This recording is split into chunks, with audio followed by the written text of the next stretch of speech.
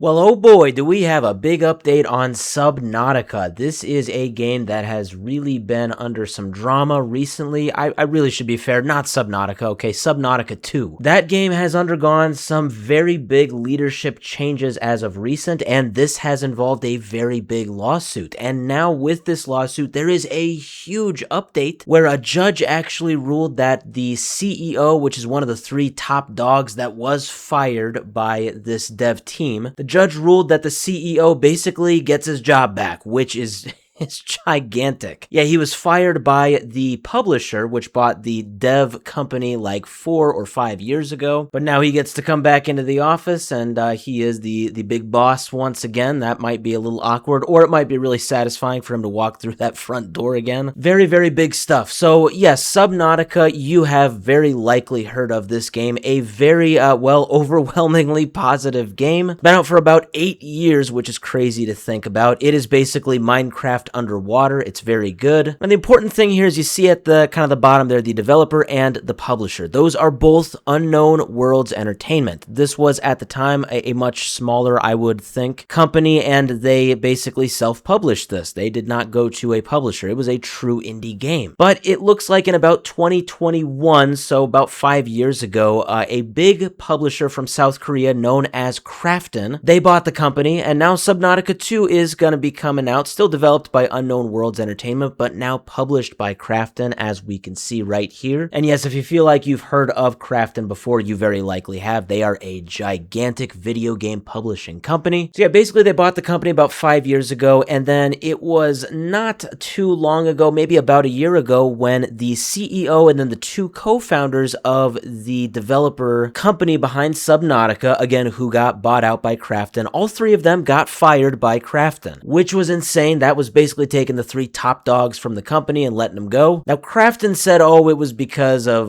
leadership stuff, stuff like that. But these three, they ended up coming out with a lawsuit. They alleged that Krafton let them go, found a way basically to fire them because there was something in their contract that essentially said if Subnautica 2 is very successful, they would have to pay them upwards of 250 million US dollars, which is not cheap. That is a lot. So basically a crafty sort of way, no pun intended, to get away with this, get away with not paying them would allegedly be just firing the three of them. That is what they alleged. And so anyway, that's the big backstory. Now, today, March 16, Monday, we got this from Kotaku. They are reporting this. They got this from court filings. So these are court filings I have not been able to look at, but we have, this. Judge orders Subnautica 2 studio CEO fired by Krafton to be reinstated and gives him full control over early access Steam launch. This is very, very big. This once again basically gives the complete kind of control, the complete control to the developer, not so much the publisher. So it says judgment is entered in favor of Fortis, which represents the Unknown Worlds founders, on its Phase 1 claims. This was just today in a Delaware court, and it says Krafton breached the EPA, which is an earnout payout agreement, by terminating the key employees without valid cause and by improperly seizing operational control of Unknown Worlds. So yes, this is saying a lot of stuff, that they basically improperly terminated them, and maybe more importantly, that Krafton just basically then took complete control of Unknown Worlds, and that this was something that they should not have done according to this filing. And for this next part, it talks about a July 1st, 2025 board resolution. Keep in mind, this is essentially the thing that Krafton, it sounds like, did to basically kind of work out having control over the company once the three were terminated. So it says, as a result, the July 1st, 2025 board resolution that saw Gill and others fired from the company is declared ineffective to the extent it infringes on Gill's operational control right. The judge has ordered Krafton not to impede the reinstated CEO's authority over the early access launch of Subnautica 2 and to restore his access to the Steam platform. This is very, very big. This puts the old CEO Gill right back in the driver's seat, and, well, Krafton, even though they are still the owners of the Subnautica studio, they really can't do anything about it because the judge is saying otherwise. Now, it also talks about that $250 million payout. Basically, it sounds like there was a time limit for that, and I think the whole idea is that by extending the early access, they could just not pay it out, but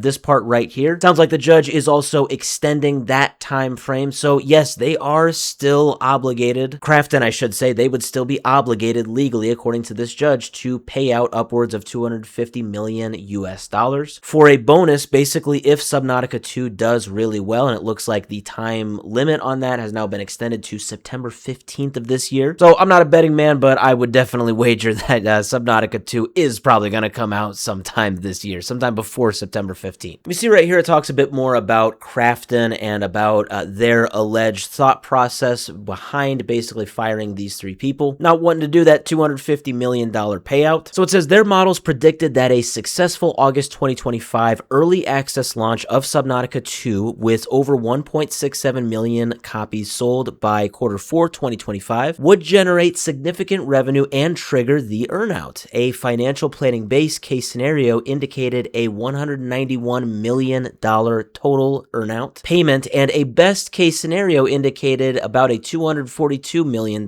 payment. These figures immediately captured the attention of CEO Kim. Now it says Kim, who had personally led the acquisition of Unknown Worlds, felt that Krafton had overpaid. He feared that making an earnout payment would earn him a reputation as a pushover. I guess nobody wants that, right? Oh, and just this last one I want to highlight. This is where it actually talks about ChatGPT, believe it or not. So right after the previous part I read, it says, according to the judge's findings, this is when Krafton's CEO, Chang-Han Kim, began looking for ways to avoid the earnout and settled on coming up with reasons to fire the co-founders for cause. This resulted in a month-long plan called Project X, which included consulting ChatGPT multiple times for help with messaging the change in leadership to fans. The effort culminated in what the court has now ruled to be a breach of contract. So it sounds like the implication is that allegedly these big-time executives at Krafton, or at least one of them, it's still funny if it's just one of them, but they talked to ChatGPT for months, or sorry, a month,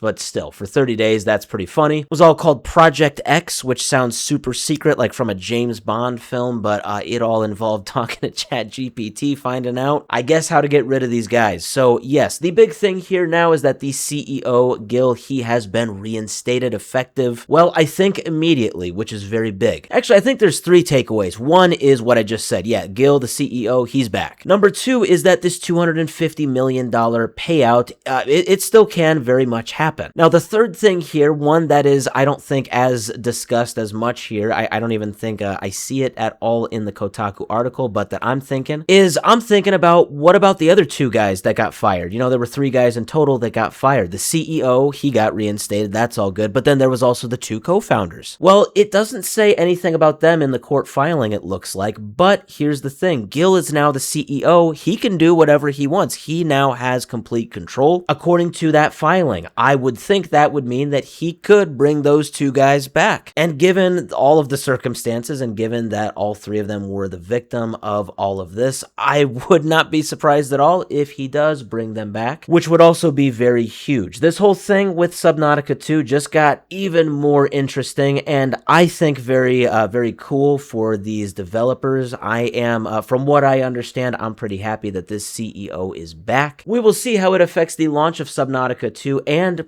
well, if they end up getting their $250 million payout.